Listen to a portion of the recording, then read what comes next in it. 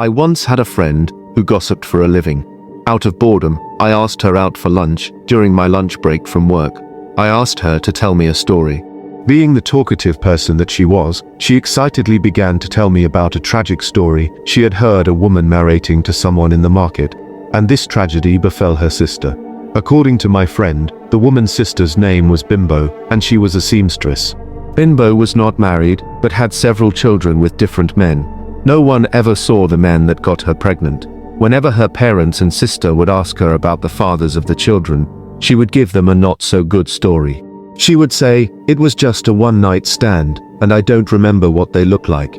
When the first one happened, her parents were very upset, but could not do anything about it. But after 5 years, she continued giving birth without self-control.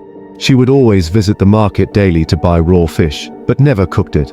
She would not even let her children touch the fish.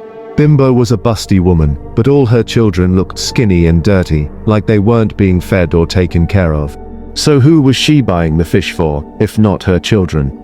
People wondered. On a Tuesday morning, Bimbo went to the market to buy 10 bags of fish.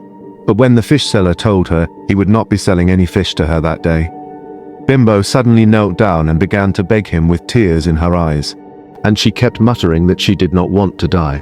The fish seller was shocked by this strange behavior of Bimbo, and out of pity, gave her a bag of fish. There was a scarcity of fish in the market at this point, because the fishermen were afraid of going to the river, as the ones who went earlier that day returned dead and decomposed in their boat, with plenty of fishes with red tails. And the fishes in the boat were the type only Bimbo's fish seller caught and dealt in, so people began to suspect him of their deaths. This made his once blooming business crumble. The only customer he had left was Bimbo, and one loyal staff of his, who believed the fish seller was innocent. He stayed with the fish seller, and by now, his wife and children had all abandoned him. Bimbo would always comfort him, telling him that everything was going to be fine, and that someday his name would be cleared. She brought food for him every now and then. Their relationship had grown beyond the customer and seller relationship, and soon,